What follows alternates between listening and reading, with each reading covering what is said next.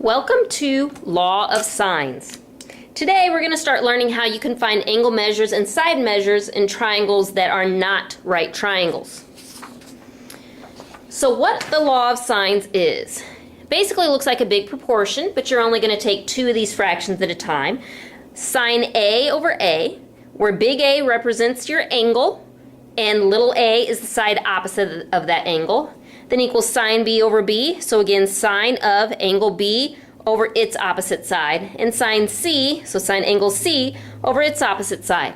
Now your angles will not necessarily be named A, B, and C, but it just means you take the sine of an angle over its opposite side equals the sine of another angle over its opposite side.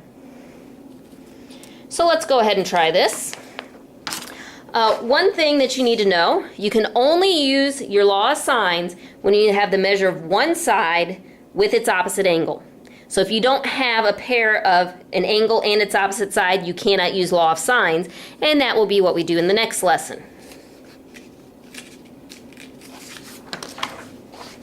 So here we want to find the missing parts, so we are going to solve this triangle.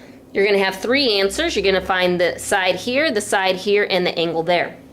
What I want to start with is the angle with its opposite side.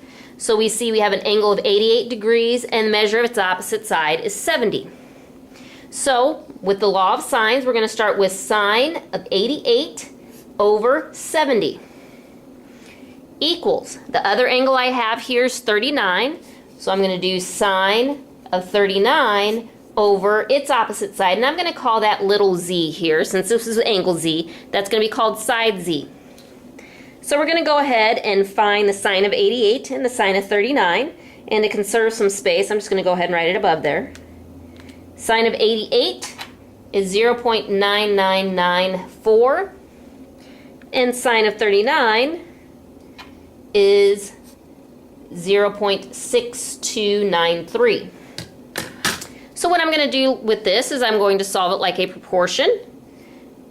So I cross multiply, it would be 0.9994z equals, then I have to take the 0.6293 times 70, and that gets me 44.051. To finish solving for z, I divide by the 0.9994 on both sides.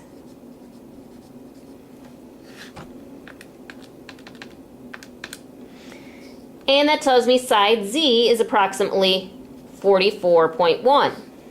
So I'm going to go ahead and write that in my original drawing here because it's going to be easier to find my answers that way. And I'm going to go ahead and find angle x here. The easy way to find angle x, if you remember, in a triangle, all three of your angles add up to be 180. So I'm going to do 88 plus 39, which gives me 127. So 180 minus 127, and that gives me 53 degrees. So angle x here is 53 degrees. To find side YZ, which would be my little x, I cannot use Pythagorean theorem because this is not a right triangle. So I do have to use my law of sines again, and I go ahead and start off with the beginning match that I had, the sine of 88 over 70, sine 88 over 70 equals sine, since I'm trying to find this side, its angle opposite would be 53. So sine 53 over little x. So again, I know sine of 88 is 0.9994, and sine of 53 is 0.7986. Cross multiply again. So 0.9994x equals, and when I multiply those, I get 55.904, and then divide that by my 0.9994. And so side x is 55.9. And that's finding all of my missing parts.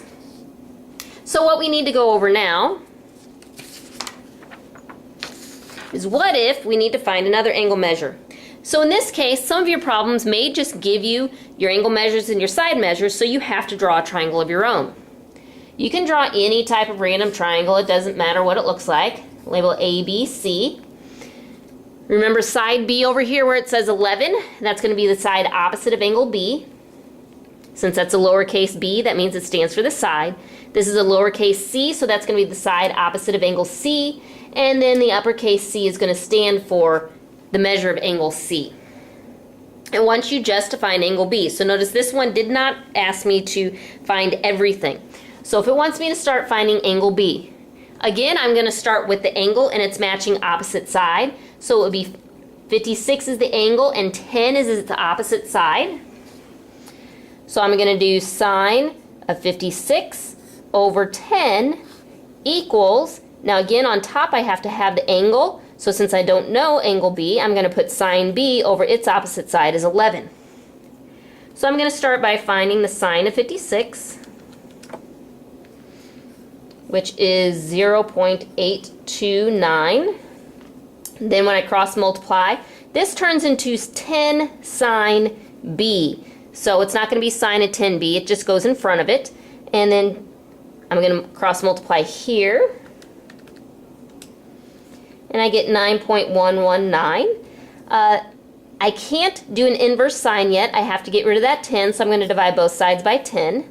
So that gives me sine b equals 0.9119. And then now, since the sine is by itself, I'm going to have to inverse sine it.